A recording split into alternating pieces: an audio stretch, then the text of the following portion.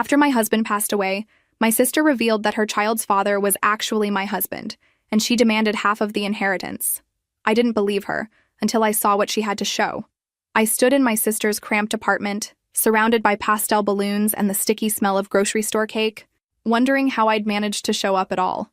It had been 9 days since I buried my husband, 9 days since I watched them lower the casket into the ground while rain hammered against my black umbrella. 9 days since my entire world collapsed into a grief so profound I could barely remember to breathe. The apartment was packed with people I barely recognized. Her boyfriend's friends mostly. Young 20-somethings drinking cheap beer and laughing too loud.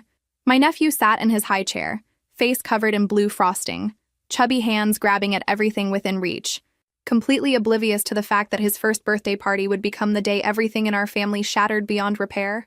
I hadn't wanted to come. Every part of me had screamed to stay home, to avoid the pitying looks and awkward condolences that would inevitably follow me around the party. But my mother had called 3 times that morning, her voice tight with that particular tone that meant she wouldn't take no for an answer. Family obligations, she'd said. Your sister needs you there. So I'd forced myself into a dark dress, pulled my hair into something resembling order, and driven across town with a stuffed elephant I'd bought online at 2 a.m. during one of my many sleepless nights. My sister moved through the crowd with an energy that seemed almost manic, her laugh too bright, her gestures too big. She'd always been like this. Everything amplified, everything performance. When we were kids, she couldn't just tell a story, she had to act it out. Now, watching her work the room, I felt that familiar exhaustion. Vera! She appeared in front of me suddenly, gripping my arm with fingers that dug in too hard. Her perfume was overwhelming, something cheap and floral. You came. I wasn't sure you would after everything. Of course I came, I said quietly. He's my nephew. Her eyes glittered with something I couldn't quite identify. Right. Your nephew. That's so sweet of you to say. Before I could respond, she'd spun away, clapping her hands together to get everyone's attention. The room fell into an uncomfortable silence. My parents, standing near the kitchen doorway, exchanged worried glances. Thank you all so much for coming to celebrate my baby's first birthday, she announced. It means the world to me, especially during this difficult time, when we've lost someone so important to our family. I felt my chest tighten. Please don't do this here, I thought. Not today. My sister just lost her husband, she continued, gesturing toward me. Several heads turned in my direction. It's been so hard on all of us. He was such a wonderful man, so generous, so caring, especially to me. The way she said that last part made my skin crawl. There was an insinuation in her tone, something poisonous lurking beneath the surface. Which is why, she said, pulling a folded envelope from her back pocket, I think it's time everyone knew the truth. I've been carrying this secret for too long, and with him gone, there's no reason to hide it anymore. My father stepped forward. Maybe this isn't the right time. This is exactly the right time, she cut him off sharply. Because my sister needs to know that the man she thought was her faithful husband was actually the father of my son. The words hung there like smoke from a fire. I heard someone gasp. My mother's hand flew to her mouth. The room had gone so quiet I could hear the hum of the refrigerator. I stared at her, waiting for this to make sense somehow. That's not possible, I heard myself say. You're lying. I have proof, she said, waving the envelope. A DNA test. And more than that, I have his will, the real one. He left instructions. Half of everything goes to his son. Half of that $2 million house goes to my baby. She looked so confident, so absolutely certain of herself, and I felt something unexpected bubble up in my chest. Not tears, not the devastation she clearly expected, but something else entirely. I laughed. It wasn't a pleasant sound. It was sharp and bitter, scraping its way out of my throat, because despite the horror of what she was claiming, I knew something she didn't. Something that made her elaborate lie fall apart. You think that's funny? She demanded. You think I'm making this up? I think, I said, my voice stronger than it had been in days, that you've made a very serious mistake. She faltered. Just for a second. Doubt flickered before the mask of certainty returned. The only mistake was keeping quiet this long. That house, that money, half of it belongs to my son, and I'm going to make sure he gets what he deserves. I met her eyes and saw everything. The desperation, the greed, the conviction that she'd found her way out. We'll see, I said. My sister hoisted my nephew onto her hip. You'll be hearing from my lawyer. Enjoy that big house while you can. Soon, half of it will be mine. As I walked out, I felt something shift. The grief fog cleared, replaced by sharp focus. She'd forgotten one crucial thing, and that knowledge was about to change everything.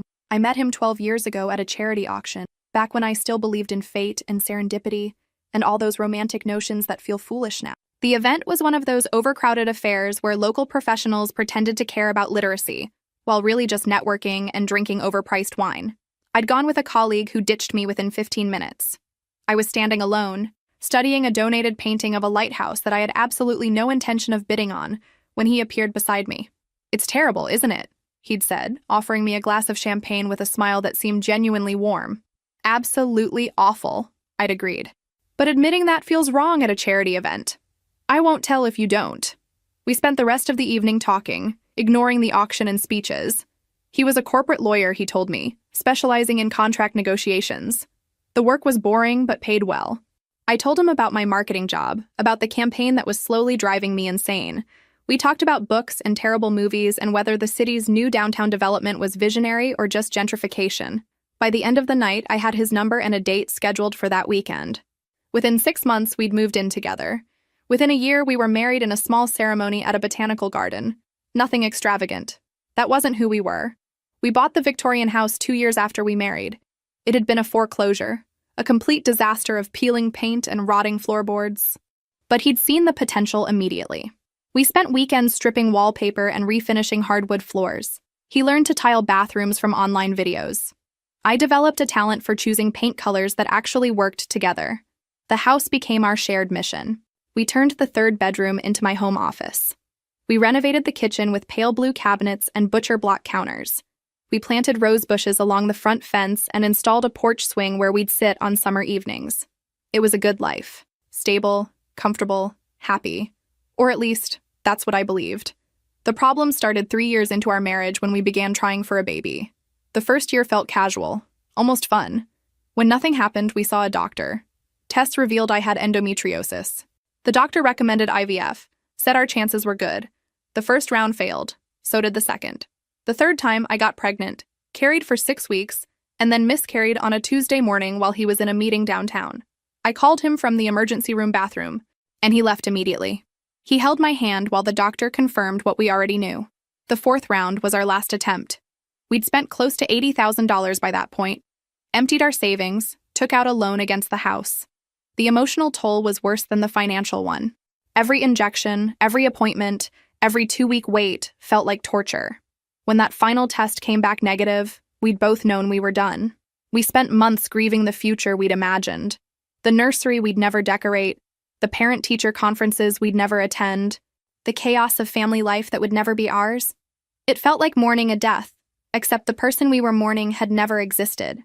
Eventually, we adjusted. We had to. We renovated the room we'd mentally designated as a nursery, turning it into a reading nook with built-in bookshelves. We started traveling more. Long weekends in Charleston, 2 weeks in Portugal, spontaneous drives up the coast. We focused on our careers, on each other. The marriage settled into something comfortable. We had our routines. We didn't fight much. When we did, it was usually about something mundane, like whose turn it was to call the plumber. Looking back now, I wonder if I was too comfortable, too trusting, too willing to believe that what we had was solid and real. My sister had always been on the periphery of our life together. She'd been erratic even back then, dropping out of college, moving from job to job, dating men who were always either too intense or completely unreliable. He'd been patient with her in those early years. When she needed money for rent, he'd slip her a few $100s. When her car broke down, he'd spent a Saturday helping her. He was kind to her, but distant. Polite, but never warm. I'd appreciated that distance. When she got pregnant 3 years ago, I felt a complicated mix of emotions. Jealousy, definitely. Sharp and bitter, especially so soon after our final failed IVF. But also concern, because she was barely holding her life together. Her boyfriend, the bartender she'd been seeing on and off, seemed shocked but committed. He proposed awkwardly at a family dinner with a ring that looked like it came from a pawn shop. My mother cried happy tears while my father looked uncomfortable. My husband had been quiet that night, withdrawn. When I asked about it later, he said he was fine, just tired. But I'd noticed how he barely touched his food, how he'd made excuses to leave early. I'd thought it was about the baby, about watching my sister get pregnant so easily while we'd spent years failing. Now I wonder if I read it all wrong. My sister and I had never been close, not even as children. There's a 5-year gap between us, just enough distance that we never occupied the same social circles or shared the same interests. While I was studying for college entrance exams, she was still in middle school, experimenting with increasingly alarming hair colors and dating boys our parents didn't approve of. But the real wedge between us wasn't age, it was temperament. I'd always been the steady one, the planner, the daughter who did what was expected. Good grades, stable job, sensible life choices. She was the chaos, the drama, the one who called home at 2 a.m. needing bail money or a place to crash. Our parents enabled her, I thought. Every time she crashed and burned, they were there to catch her, to make excuses, to give her another chance. Meanwhile, I'd paid my own way through college, built my career without family connections, bought my first car with money I'd saved. The jealousy went both ways. I was jealous of the attention she got. She was jealous of my success, my stability, my marriage to a man who had his life together. It manifested in small, petty ways. When I got promoted, she'd make comments about how boring corporate work must be. When we bought the house she visited once, walked through every room and said it felt cold and sterile. When I mentioned our infertility struggles, she changed the subject within seconds. So when she got pregnant, the universe's irony felt particularly cruel. Here I was, 31 years old, financially stable, in a solid marriage, desperate for a child I couldn't have. And there she was, 26, living in a cramped apartment with a boyfriend who worked inconsistent bar hours, accidentally pregnant after what she described as not even trying. The pregnancy announcement happened at a family dinner. She'd pulled a sonogram photo from her purse, slid it across the table, and watched as our mother burst into tears of joy. My father had shaken her boyfriend's hand with gruffness that masked emotion. Everyone was so happy, so excited. I'd excused myself to the bathroom and cried silently into a towel for 10 minutes. My husband had found me there, knocked softly, and waited until I opened the door. "I know this is hard," he'd said quietly. "We can leave whenever you want." But we hadn't left. We'd stayed through dessert, through my mother's excited planning about baby showers and nursery colors. We'd smiled and nodded and said all the right things.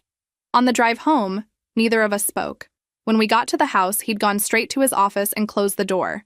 I'd found him there 3 hours later, staring at his computer screen without really seeing it. I tried to be a good aunt. I really did. I went to the baby shower, bought presents from the registry, helped paint the nursery in her cramped apartment.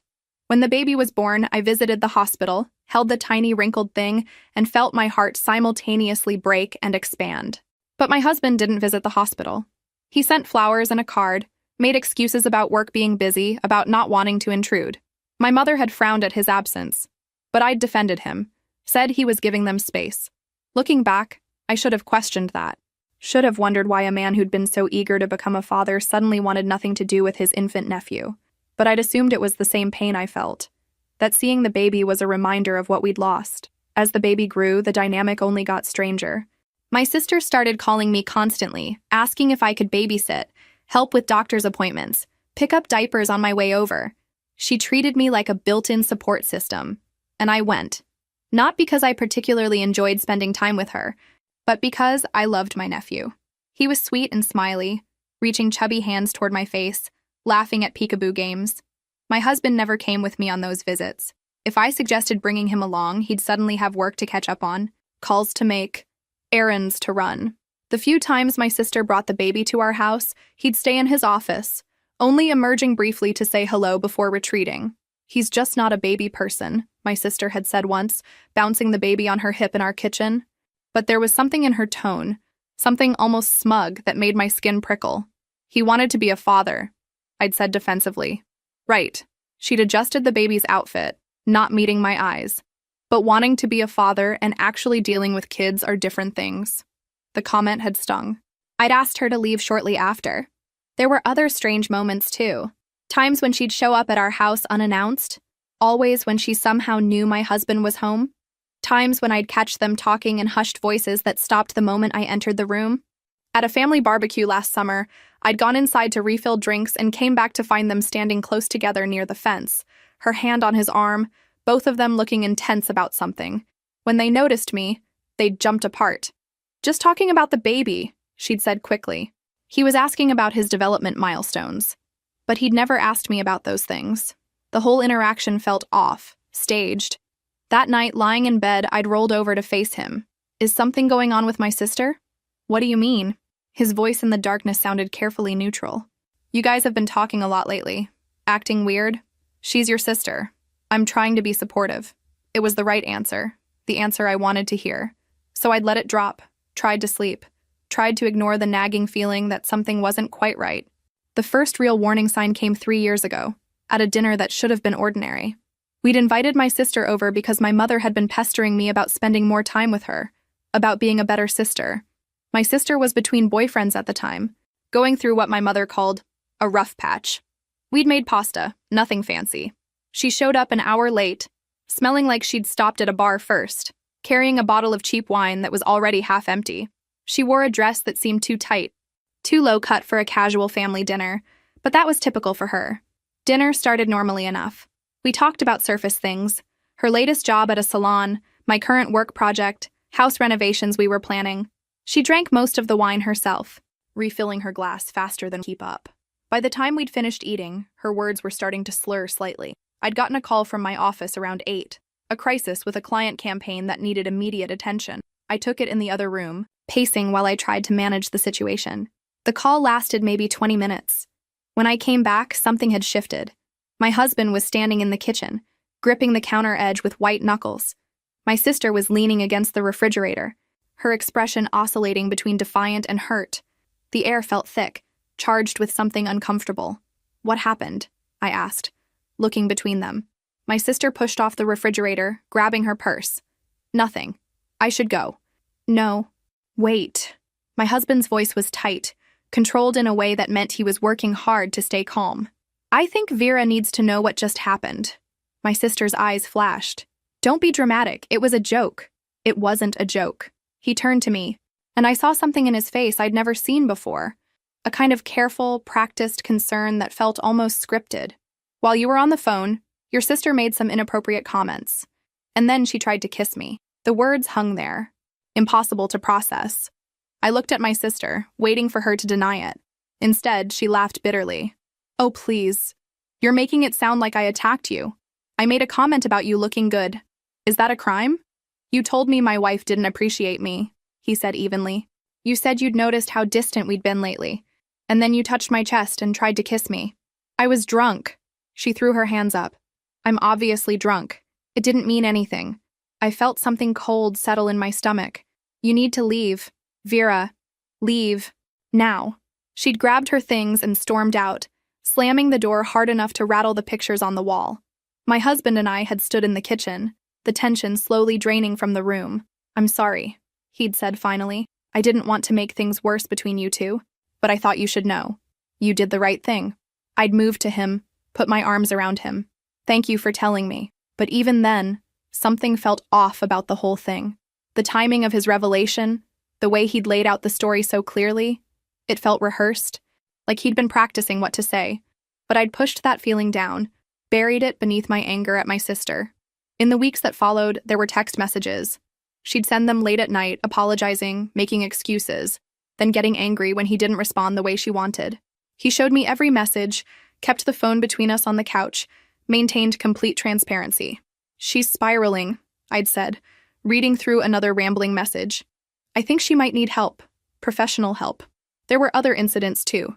She'd show up at his office downtown, claiming she was in the neighborhood and wanted to apologize in person. He'd tell me about it immediately, frustration clear in his voice. She'd call him during work hours, leave voicemails that started apologetic and ended accusatory. She's obsessed with you, I'd said after another such incident. I think we need to talk to your parents. This is getting out of hand. The family meeting had been horrible. My parents, my sister, my husband, and me, all sitting in my parents' living room while accusations flew. My sister had cried, claimed she was being vilified for one drunken mistake, said she'd apologized repeatedly. My husband had been calm, rational, presenting his side with the kind of clarity that comes from telling the truth, or from having rehearsed it perfectly. My parents had ultimately sided with us. My sister was told to stay away, to stop contacting him, to respect our marriage. She'd left that meeting furious, slamming their front door. For a few months, there was peace. She stopped texting, stopped showing up places. I thought maybe she'd finally moved on. Then she got pregnant. And suddenly she was back in our lives, needing help, needing support. My parents insisted we put the past behind us. That family forgave. So we did. We forgave, or at least pretended to. We showed up for the baby shower, sent gifts, and my husband maintained his distance, which seemed like the right thing after what had happened. I never questioned his version of events. Never wondered if maybe the story had been more complicated.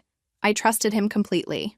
That trust, I'm learning now, might have been the biggest mistake of my life. The secret that changed everything happened 4 years ago, though I didn't understand its significance at the time. My husband had been having urological problems. Painful, persistent issues that he'd been ignoring for months before finally seeing a specialist. The diagnosis required surgery. Minor procedure, the doctor had said, but with a complication. Due to the location and nature of the problem, they'd need to perform a vasectomy as part of the treatment. It was medically necessary, not optional. I remember sitting in that sterile office while the doctor explained the implications. My husband would be permanently unable to have biological children, given our history with infertility, given that we'd already exhausted our attempts at IVF. The doctor seemed to think this wouldn't be a major concern, but it felt like losing something we'd already lost, like closing a door that had already been closed, then nailing boards across it for good measure. We'd already decided we were done trying, my husband had said in the car afterward, his hands tight on the steering wheel. This doesn't change anything, right? Right, I'd agreed. We'd moved on. The surgery was scheduled for 2 weeks later. He took 3 days off work, spent them recovering on the couch while I brought him ice packs and prescription painkillers and tried not to think too hard about what this meant. What struck me as odd, though, was how thorough he wanted to be about documentation. He insisted on getting copies of all the medical records, the surgical notes, the post-operative reports. He filed them meticulously in our home safe. Why do we need all of this? I'd asked, watching him organize papers into labeled folders. Just being prepared, he'd said. You never know when you might need medical records. For what? He'd looked at me then, and I remember thinking his expression was strange. Almost sad, but also resigned. You just never know, Vera. It's better to have documentation and not need it. It had seemed excessive at the time, paranoid even, but I'd chalked it up to his legal training, his tendency to think about worst-case scenarios. A month after the surgery, he'd scheduled an appointment with our family lawyer. He wanted to update our wills, he said, make sure everything was properly documented now that we'd definitively decided not to have children. I'd gone with him to that appointment. We'd sat in the lawyer's office with its dark wood paneling, going over beneficiaries and asset distribution and all the morbid details of who gets what when we die. My husband had been specific, almost obsessive, about the terms. Everything went to me if he died first. The house, the savings, his retirement accounts, his life insurance policy. Everything. No exceptions, no contingencies, no clauses about potential children or family members who might make claims. The lawyer had seemed mildly amused by how thorough he was being. Most couples your age don't think this much about estate planning. We've learned to prepare for the unexpected, my husband had said. He'd also insisted on including the medical records about the vasectomy in a separate envelope, sealed and stored with the will documents in a safe deposit box at the bank. This had seemed especially bizarre to me. Why would anyone need to know about your medical procedures? I'd asked. Just covering all bases, he'd said. You never know what might be relevant later. At the time, I'd thought he was being ridiculously overcautious. The vasectomy was a private medical matter. Why would it ever need to be legally documented? Looking back now, I understand. He wasn't being paranoid. He was being strategic. He knew something I didn't.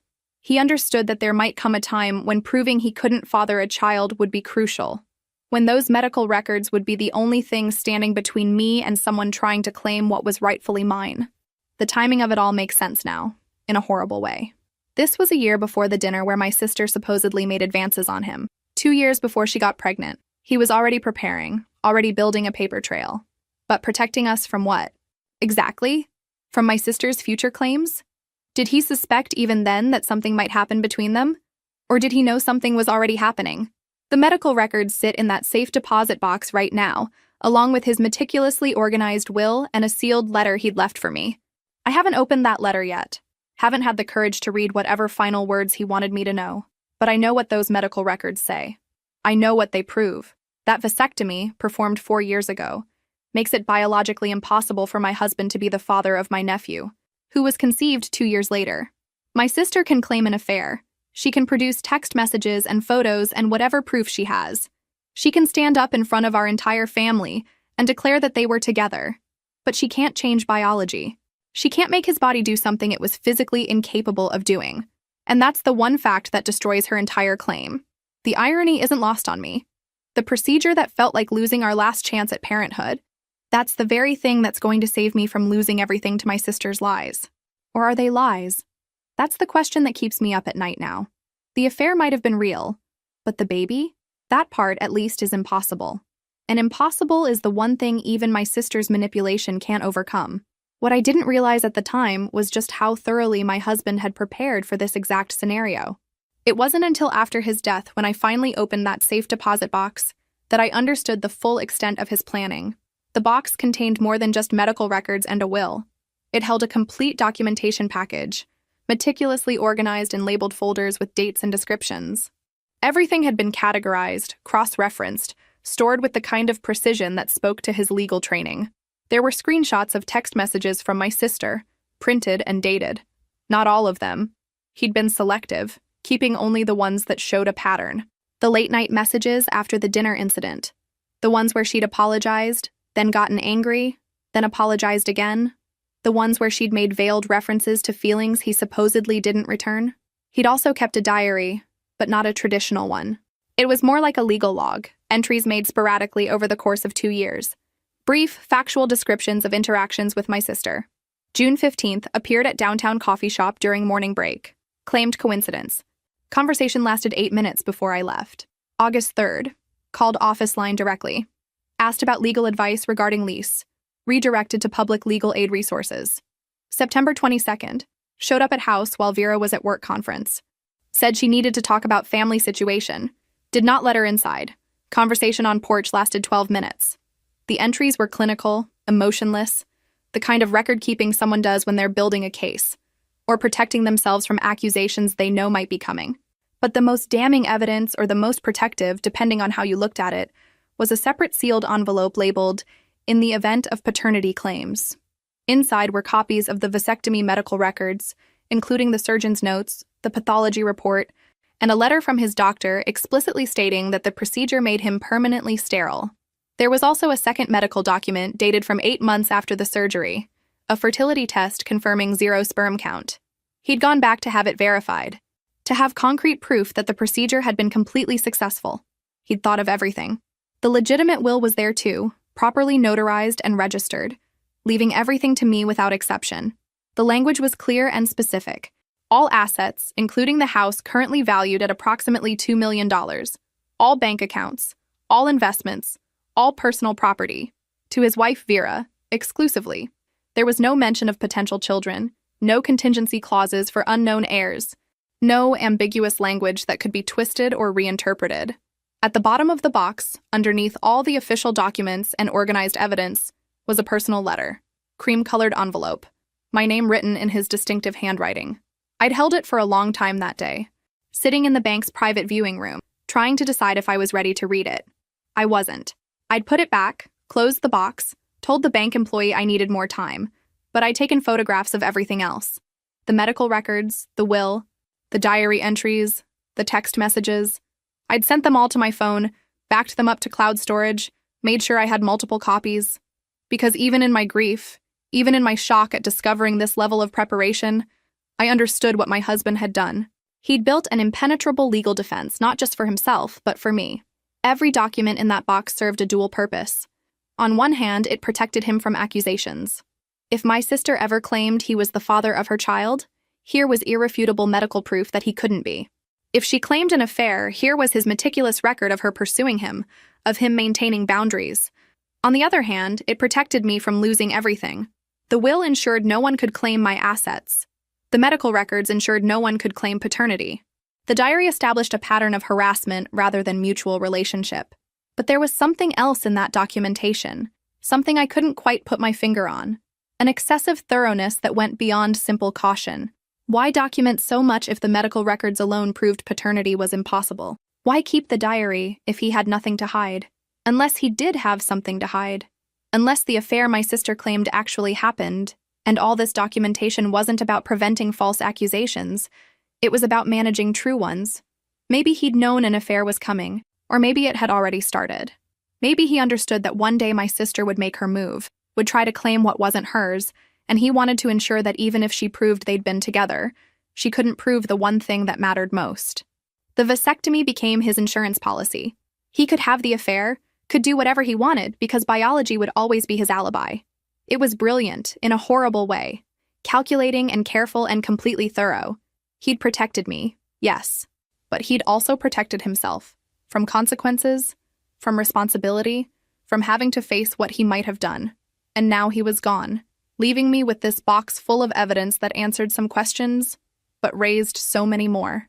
3 weeks after the funeral, my parents insisted on a family dinner.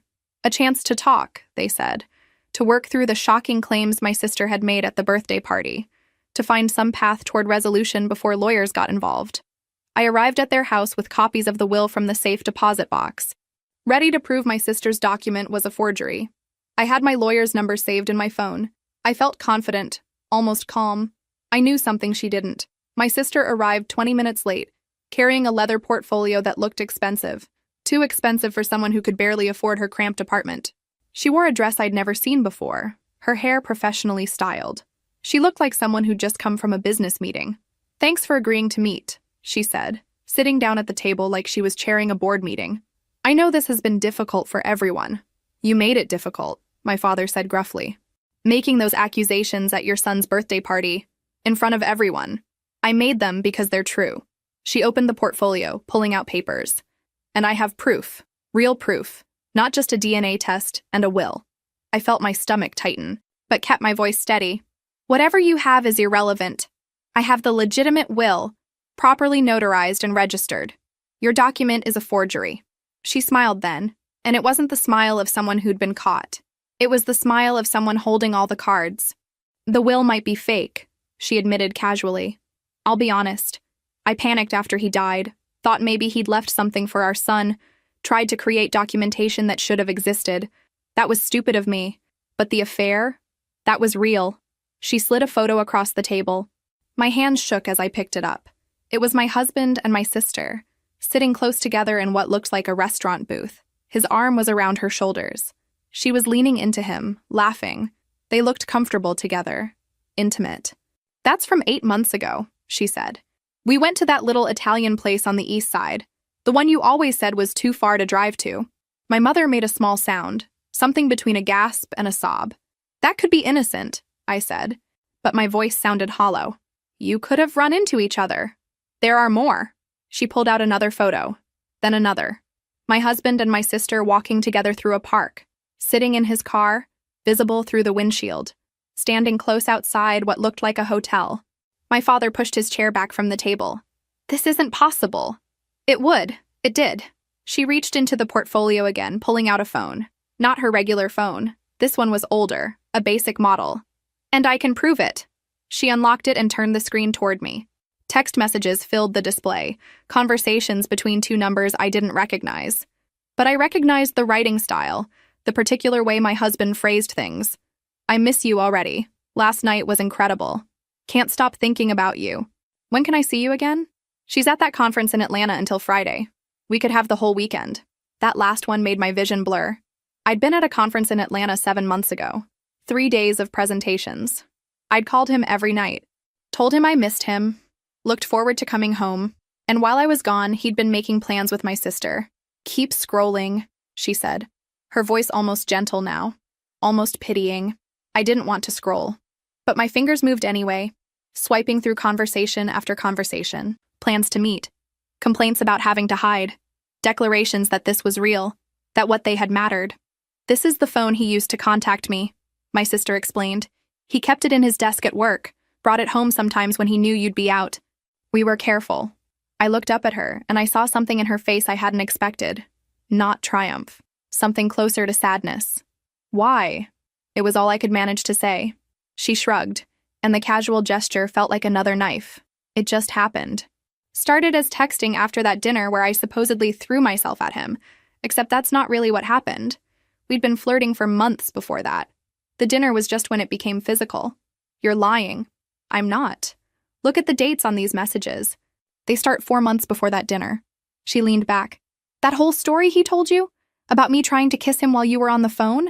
That was him creating cover, making sure when our affair eventually came out, there'd be this narrative of me being the aggressor.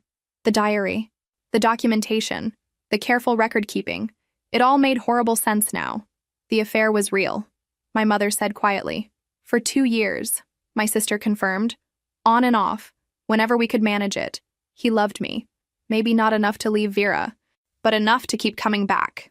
I felt something break inside me then. The man I'd married, the man I'd trusted completely, had been living a double life.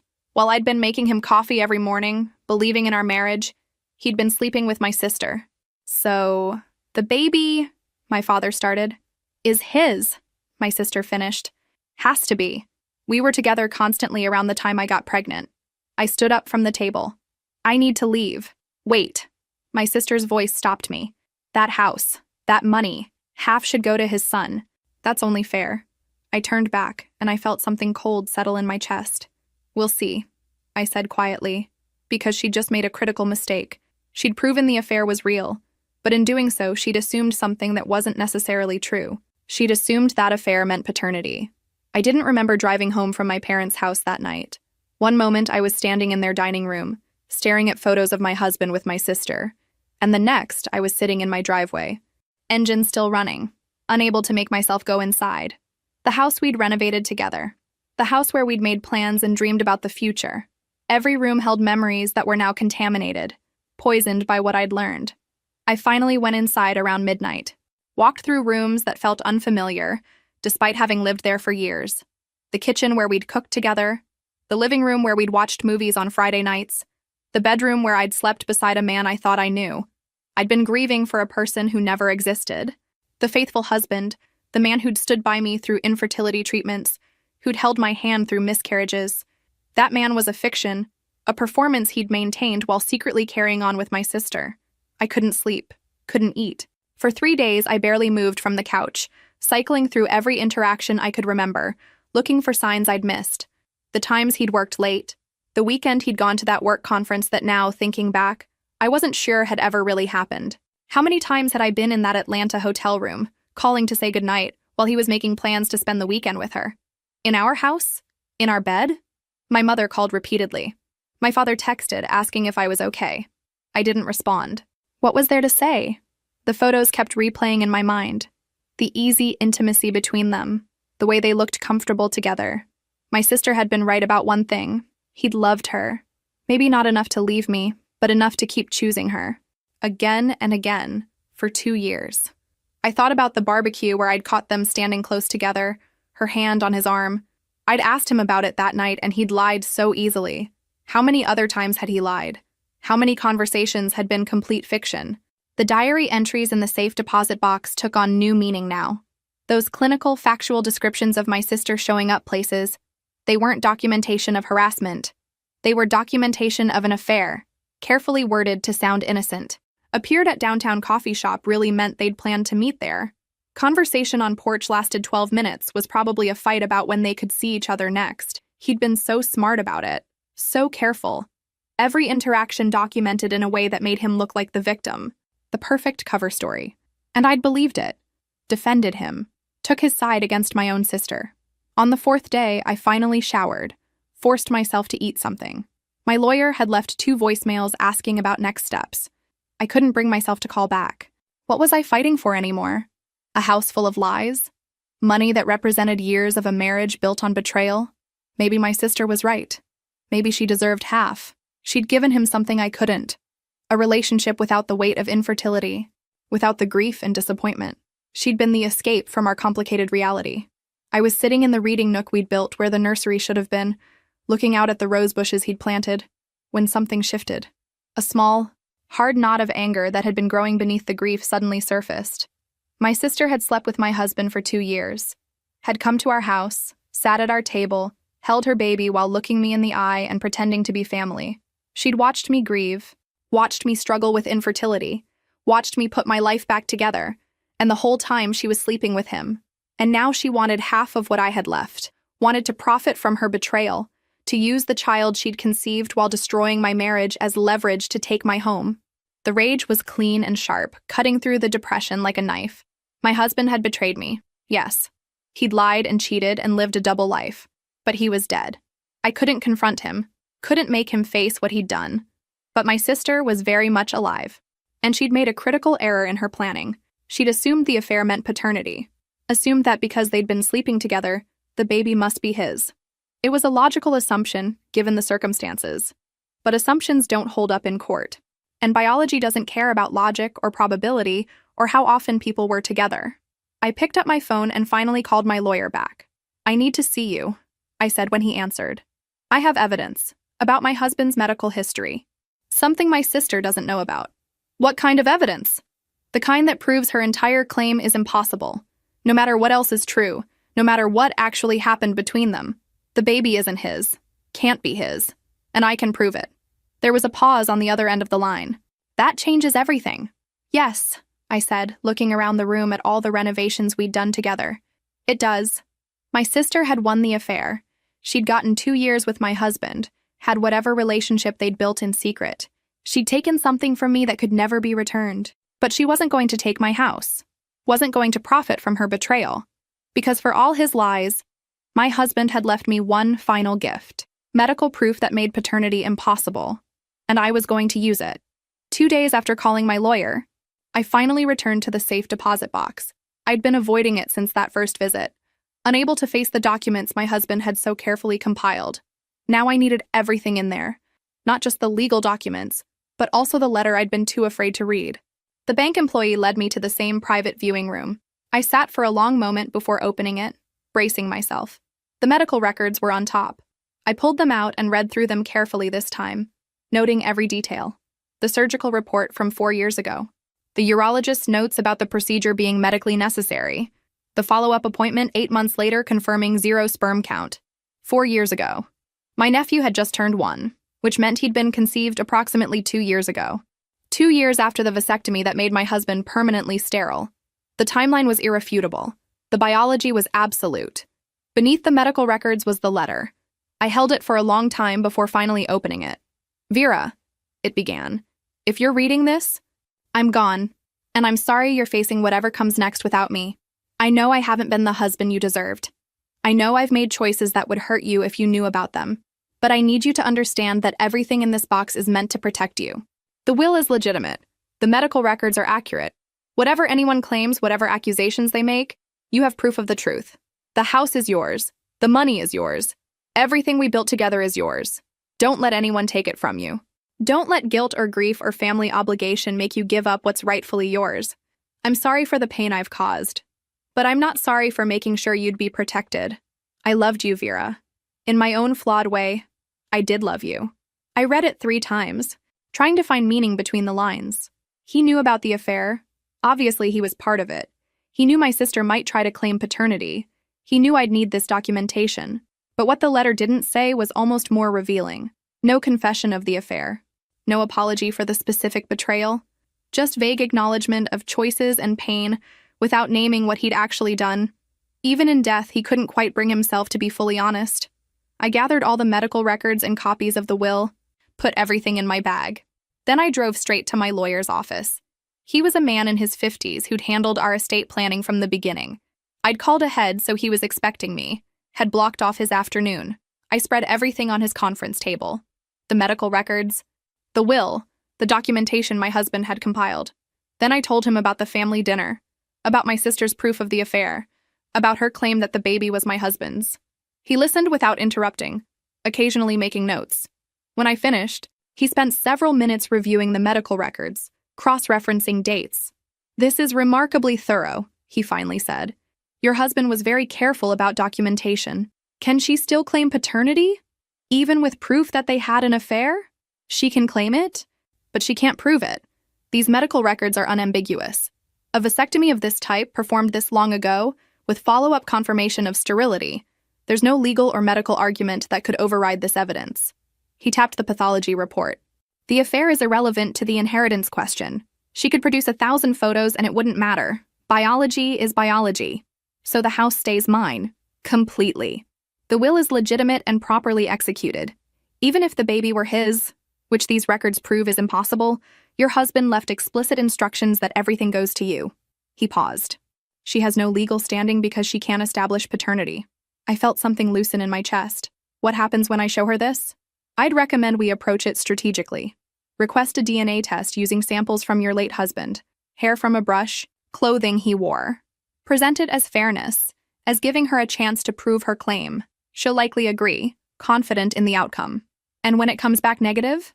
Then we have grounds for a fraud claim, given that she presented a forged will. But honestly, I suspect once the DNA results are clear, she'll back down entirely.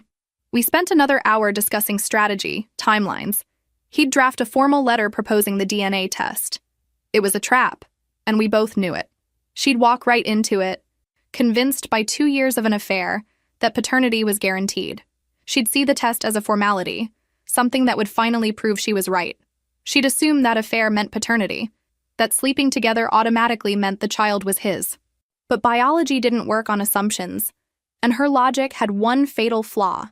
She didn't know about the vasectomy, didn't know that for all their intimacy, my husband had been physically incapable of giving her the one thing she needed. Driving home, I felt something I hadn't felt since before the funeral. Not quite hope, but something adjacent to it. A sense that maybe I wasn't completely powerless. My sister had taken my husband's love, or whatever version of love he was capable of giving. She'd taken my trust in my marriage. She'd taken 2 years of intimacy that should never have existed. But she couldn't take my house, couldn't take what my husband and I had built together. Because for all his flaws, he'd left me the one weapon I needed. Medical proof that her entire claim was built on sand. She'd made one critical mistake. She'd confused having an affair with guaranteed paternity. And that mistake was going to cost her everything. My lawyer's formal letter arrived at my sister's apartment 3 days later, delivered by courier. The proposal was straightforward. We would conduct a DNA test using samples from my late husband to definitively establish paternity. If the test proved my nephew was his biological child, we would negotiate an appropriate settlement. If the test proved otherwise, my sister would drop all claims and face potential legal consequences for the forged will. She called me within an hour of receiving the letter. I almost didn't answer, but curiosity got the better of me. A DNA test? Her voice was sharp, but not worried. Fine, let's do it. I've been saying all along that he's the father. This will finally prove it. The results will be legally binding, I said carefully. If it's negative, you'll have to answer for the forged document. She laughed, actually laughed. It won't be negative. I know who my son's father is, Vera. I spent 2 years with him. I know exactly when my baby was conceived, and your husband was the only person I was with during that time. The confidence in her voice was absolute. She truly believed what she was saying. We'll need samples from my nephew for comparison, I said. A cheek swab. The testing facility will coordinate whatever you need. I have nothing to hide. Her voice turned bitter. Unlike you, clinging to this fantasy of your perfect marriage, you're going to lose, Vera. You're going to have to face the truth about who he really was. And then you're going to give me what my son deserves. She hung up before I could respond. My lawyer coordinated with a reputable DNA testing facility. I provided samples, hair from my husband's brush that still sat in our bathroom, a razor he'd used, even a toothbrush I'd been unable to throw away. The facility collected cheek swabs from my nephew through a neutral third party to ensure chain of custody. Then came the waiting. The testing facility said results would take 2 to 3 weeks. Each day felt interminable. My parents called repeatedly, trying to mediate, trying to find some compromise. My mother was particularly insistent that we could work this out without lawyers, without tests. This isn't about the money, she kept saying. This is about family, about that baby. He's innocent in all this. I know he's innocent, I'd replied. That's why I need to establish the truth, for his sake as much as anyone's. My father was quieter, more troubled. The affair had shaken his faith in my husband. I just want to know what really happened, he'd said. I want to understand how we got here. So do I'd told him honestly. My sister stayed away during those weeks. No surprise visits, no calls, no attempts at contact. She was waiting, confident in her position, probably already planning how she'd spend her half of the inheritance. I spent the time slowly going through my husband's belongings, boxing up clothes for donation, sorting through papers in his office. Every item carried double meaning now. Was this shirt the one he'd worn to meet her? Was this receipt from a dinner they'd shared? I found his secondary phone in his desk drawer, buried under old tax documents. The battery was dead, and I didn't try to charge it. I'd seen enough of those messages. 3 weeks and 2 days after the samples were collected, my lawyer called. "Results are in," he said without preamble. "DNA test is conclusive. Your late husband is not the biological father of your sister's child." I'd been expecting it, had known logically what the results would say, but hearing it confirmed still hit me with unexpected force. What's our next step? I'll notify her lawyer. She did retain counsel once the test was proposed. We'll present the results along with the medical records explaining why paternity was impossible. At that point, she'll have limited options. She'll accept, I said. She won't have a choice. The notification went out that afternoon. By evening, my phone was flooded with calls from my parents, from relatives who'd somehow heard the news. I ignored them all except my mother's final call, the one that came at almost midnight. "Is it true?" she asked, her voice small and broken. "The DNA test. Is it really negative?" "Yes." "But the affair was real. The photos were real," I confirmed. "The affair happened. But that doesn't change biology. He couldn't have been the father. The medical records prove it." Long silence. Then, "Your sister is devastated. She's completely fallen apart." "Good," I said, and meant it. She should be devastated. She destroyed my marriage, betrayed me for 2 years, and then tried to profit from it. Devastation is the least of what she deserves. She really believed. That's not my problem. She made assumptions. She was wrong. And now she has to face the consequences. Another silence. Then quietly, "What happens now?" "Now I keep my house. Keep what's rightfully mine. And your daughter learns that betrayal has costs." I hung up without saying goodbye. The affair had been real. My husband had betrayed me with my own sister for 2 years. That truth would always hurt. But my sister had made one critical mistake.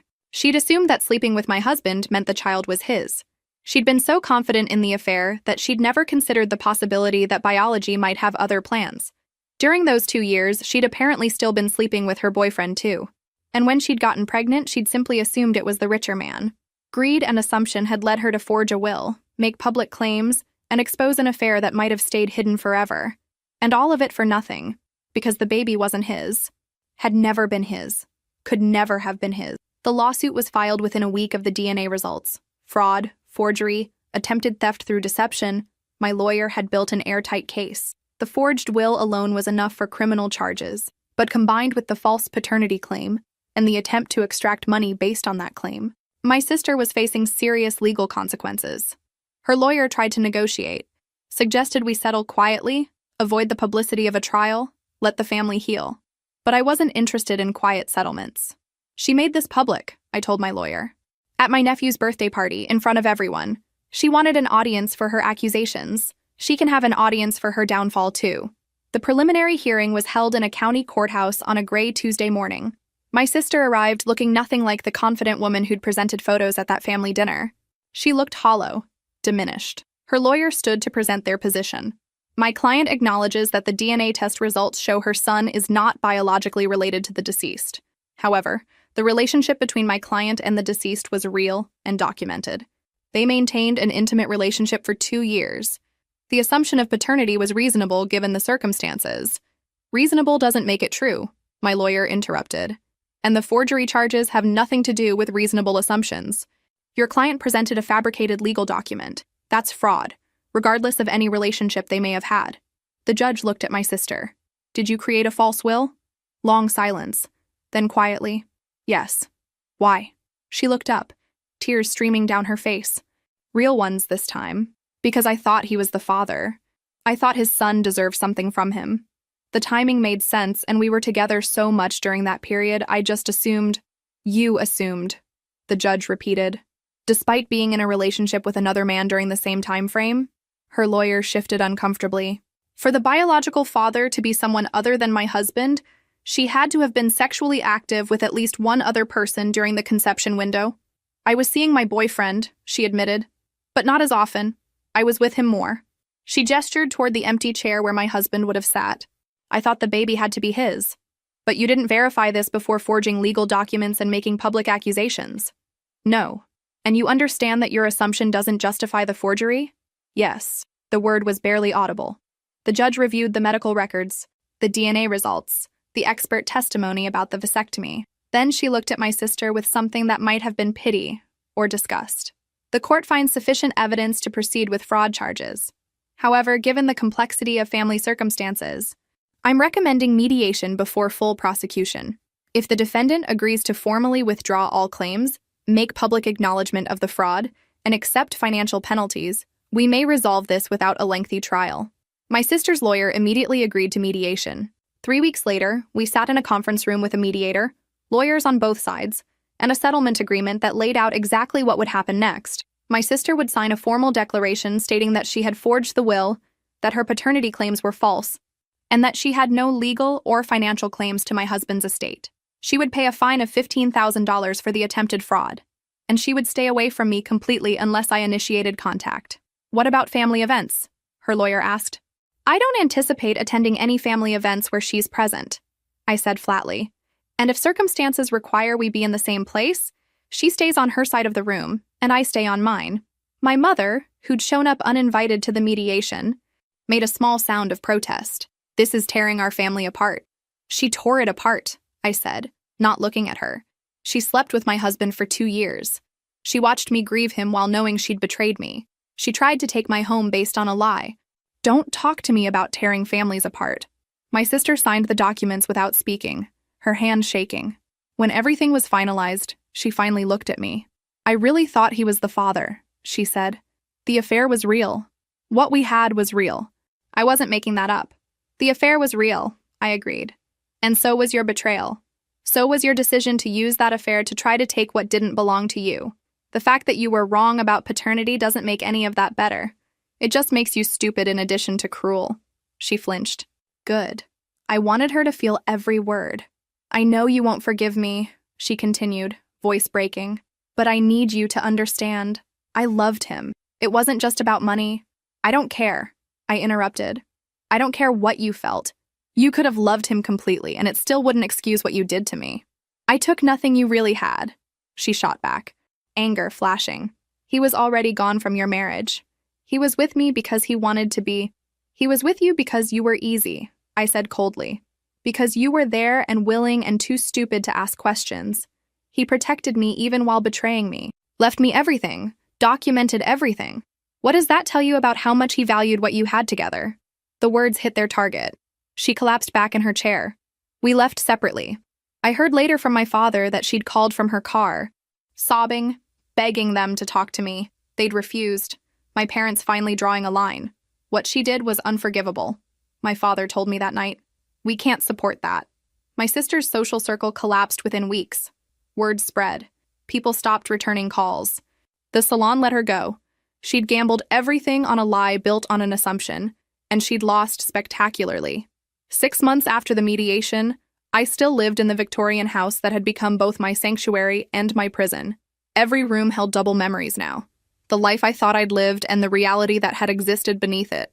The kitchen where we'd cooked together while he texted my sister. The bedroom where we'd slept while he planned secret meetings. I kept the house, but it would never feel the same. Some days were better than others. I'd wake up and go through my routines, coffee, work, managing the estate affairs. Other days I couldn't get out of bed, crushed by the weight of grief and betrayal tangled together. Therapy helped, though not as much as I'd hoped. My therapist kept saying I needed to process 2 losses simultaneously, the death of my husband and the death of who I'd believed he was. That I was mourning both the person and the illusion. She was right, but knowing why something hurt didn't make it hurt less. I'd started renovating again, not because the house needed it, but because I needed to reclaim the space. Repainted the bedroom in colors he'd never seen, ripped out the rose bushes he'd planted and replaced them with lavender. Turned his home office into a yoga studio I never used, but that at least wasn't filled with his ghost. The inheritance was mine, complete and uncontested. The house, the life insurance, the retirement accounts, the savings, all of it. Legally, financially, I'd won. Emotionally, I wasn't sure anyone had won. I had money and property, but also the knowledge that my marriage had been a performance, my trust had been misplaced, my sister had betrayed me in the worst way possible. My sister, meanwhile, had lost everything that mattered. The fraud charges had been settled, but the social consequences were ongoing and severe. Friends had abandoned her once word spread about the affair and the forged will. Her boyfriend, the man who actually was my nephew's father, had left her shortly after the DNA results came out, unwilling to deal with the scandal. She'd moved in with our parents temporarily, A 30-year-old woman back in her childhood bedroom with a toddler. No job, no prospects, no reputation left to salvage. My mother reported that she barely left her room except to care for the baby. That the confident woman who'd orchestrated this whole disaster had completely collapsed. I felt no sympathy. She'd made her choices. She'd slept with my husband for 2 years, watched me grieve him, then tried to profit from both the affair and his death. My parents had tried, in their awkward way, to bridge the gap. Suggested family therapy, offered to mediate conversations, hinted that maybe someday I'd find it in my heart to forgive. I'd shut down each attempt firmly. There would be no forgiveness, no reconciliation, no heartwarming moment where we all hugged and moved past this. Some betrayals were too deep to heal. Some damage was permanent. I saw my nephew occasionally, at carefully orchestrated handoffs where my mother would bring him to a park or neutral location. I refused to see my sister, but I wouldn't punish the child for his mother's sins. He was 2 now, talking in full sentences, completely oblivious to the chaos surrounding his existence. He looked nothing like my husband, I noticed. Had his actual father's features, his mother's coloring. No ghost of the man my sister had convinced herself was the father. He asks about you sometimes, my mother told me during one of these handoffs. Asks where you are, why you don't come to the house anymore. He's 2. He'll forget soon enough. Your sister asks about you too. I don't want to hear about her. My mother sighed. That particular sound of parental disappointment I'd heard my entire life. She's your sister, Vera. Family. That has to mean something. It meant something until she destroyed it. You don't get to sleep with someone's husband for 2 years and then claim family should forgive you. My father handled it differently. He'd shown up at my house one Saturday, unannounced, with tools and a determination to fix the porch railing that had been loose for months. We'd worked in silence for a while before he finally spoke. I failed you, he'd said, not looking at me. Let your sister get away with too much for too long. Yes, I'd agreed. No point in pretending otherwise. If I could go back, you can't. So this is what we have instead. We'd finished the repair without discussing it further. He'd hugged me before leaving, holding on longer than usual. The sealed letter from my husband, the one I'd read in the safe deposit box, stayed with me. I'd memorized every word. I loved you, Vera. In my own flawed way, I did love you. Maybe he had. Maybe in between the lies and the affair and all the betrayal, there had been some genuine feeling, or maybe that was just another lie. I'd never know. That was the worst part. All the questions I'd never get answers to. Why her? Why 2 years? Why stay married to me while pursuing her? The documentation he'd left behind protected me financially but answered nothing emotionally. He'd been strategic enough to get a vasectomy, careful enough to document it thoroughly, smart enough to know it might matter someday. But he hadn't been honest enough to end our marriage before starting something with my sister. So I had his money and his house and his careful legal protections. What I didn't have was closure or understanding. My sister had gambled on assumptions, that the affair meant paternity, that her confidence would be enough, that greed could overcome biology. She'd lost that gamble catastrophically. She'd have to explain to my nephew eventually why his aunt wouldn't speak to his mother, why family gatherings didn't include everyone, why there was this fracture that could never be repaired. And me, I'd have to live with the knowledge that I'd been betrayed by the 2 people who should have been most loyal. The house was mine. The money was mine. The future was mine to build. But it would be built on ashes of trust that could never be restored, in a family that would never heal, carrying scars that would never fade.